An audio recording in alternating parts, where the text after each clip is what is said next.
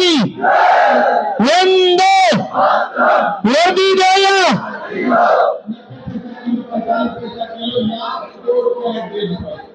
आज हमारी आवाज अब धीरे धीरे बुलंद होने लगी है। जो एक छोटा सा संघर्ष हम पिछले 2-3 साल से कर रहे हैं, इस बार युवाओं की भीड़ भी यहाँ पे उम्मीद से ज्यादा भीड़ पहुंची है। इतनी उम्मीद नहीं थी, उससे ज्यादा, क्योंकि युवा पूरी तरह से टूट चुका था।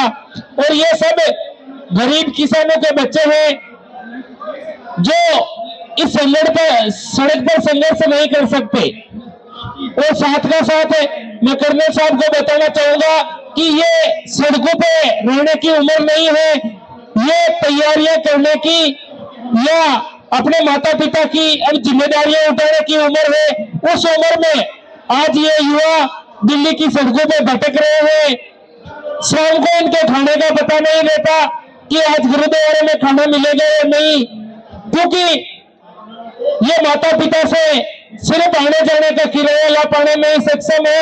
और कुछ युवा तो ऐसे हैं जो अपने माता पिता से किराया भी नहीं मांग सकते, क्योंकि इनके माता पिता ने अपनी जमीनें, अपने गहने गिरवी रखकर इनको पढ़ाई करवाई थी। और आज ये सड़कों पर है युवा। तो आप विपक्ष में होने के नाते हमें सबसे ज्यादा उम्मीद है आपसे, क्योंकि आज भारत की जो सबसे बड़ी पार्टी है कांग्रेस, वो आज विपक्ष में है। और हम चाहते हैं कि हमारा यही मुद्दा आप जैसे कमिटमेंट करते हो कि सड़क से संसद तक उठाएंगे। और साथ का साथ एक छोटा सा कमिटमेंट आपसे और लेना चाहेंगे कि यदि कांग्रेस सरकार आती है तो हमारी पेंडिंग भर्तियां पूरी होगी या नहीं, क्योंकि हम चाहते हैं कि हमें यहां से नहीं मिले और हमें छत्ता तोड़नी पड़े, तो उसके लिए भी हम आपके साथ जुड़ जाएंगे। लेकिन ऐसा ना हो कि आज हम उनके खिलाफ लड़ रहे हैं और कल और किसी के खिलाफ लड़ना पड़े। तो हम चाहते हैं आप हमें यह भी एक छोटा सा कमिटमेंट देके जाएं कि यदि आपकी सरकार आएगी तो पेंडिंग भर्ती के जो पीड़ित युवा हैं उनके आप साथ रहोगे, उनकी मांगे पूरी करोगे। और साथ का साथ में अभी तक हमने जो कोर्ट केस लगाया था, उस कोर्ट केस का जो फैसला आया था उसके खिलाफ वापस हमने रिव्यू पिटीशन नहीं लगवाया है।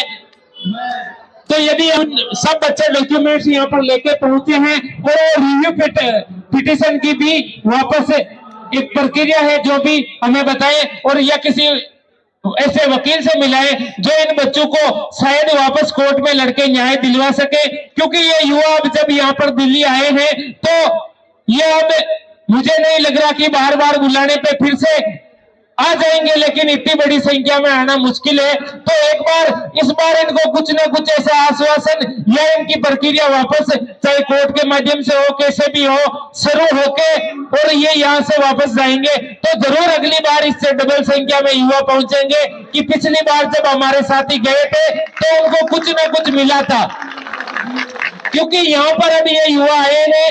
तो कर्नल साहब ये सिर्फ एक धरना प्रदर्शन करने नहीं आए हैं, इस बार ये कुछ ना कुछ यहाँ से लेके जाने के लिए आए हैं।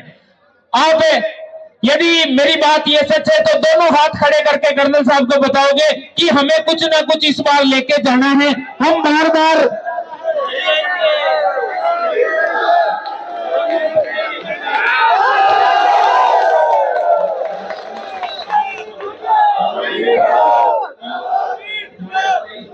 साथ का साथ बच्चे आपसे बोल नहीं पाते और मैं आपको बोल रहा हूं, क्योंकि बच्चे हमारे एक छोटे से कहने से मैं लगातार देख रहा हूं 3 साल से मेरे से जुड़े हुए हैं और दिल से जुड़े हुए हैं। और इन बच्चों की ये पीड़ाएं देख के आंखों में आंसू आ जाते हैं कि खास इन बच्चों को वर्दी मिल जाए। तो इसके लिए हम संघर्ष कर रहे हैं। तो साथ का साथ हम चाहेंगे कि आपकी पार्टी भी हमारे साथ में बैठ के सड़क पे बैठ के संघर्ष करे, क्योंकि ये संघर्ष ये बच्चे तभी कर पाएंगे जब इनको कोई एक बड़ा सहयोग मिलेगा। क्योंकि आपकी पार्टी का पिछली बार जो सहयोग मिला तो हमारी बात नेशनल मीडिया तक पहुंची और ये बात अब नेशनल मीडिया से हमें अपने हक दिलवाने तक पहुंचनी है, उसमें आपका पूरा सहयोग चाहिए होगा। जब आप इन बच्चों को इन युवाओं को हक दिलवा दोगे तो मैं आपसे प्रॉमिस कर दूंगा कि अगली बार जब चुनाव होंगे तो ये युवा रात दिन आपके लिए सड़कों पर उतरने को, इनके माता पिता सारे लोग उतरने को तैयार हैं। लेकिन इन युवाओं के कुछ समस्याएं हैं अभी दिल्ली में रहने के लिए। एक तो आप कोशिश करो कि हमें जंतर मंतर पर और परमिशन मिल जाए, वो सही 2 दिन बाद ही मिले। और एक बच्चों के कहीं पे रहने करने की, खाने की हमें जरूरत नहीं, क्योंकि इन बच्चों को खाने की कोई जरूरत नहीं है। ये यहाँ पे खाने के लिए नहीं आए, ये यहाँ पे अपनी फौज की वर्दी वापस लेने के लिए आए। तो आप सिर्फ रहने की कहीं एक हॉल की व्यवस्था हो जाए तो बच्चे दर दर की ठोकरें नहीं खाए इन दिल्ली की सड़कों पे। ओढ़ने की भी जरूरत नहीं, ओढ़ने की ये सब साथ में लेके आए हैं। कहीं खाली हॉल मिल जाए तो वहां पे रुक जाएंगे और 2 दिन बाद, 3 दिन बाद, 4 दिन बाद जब भी परमिशन मिलेगी तो इस जंतर मंतर पर वापस अपने डेरे गाड़ देंगे।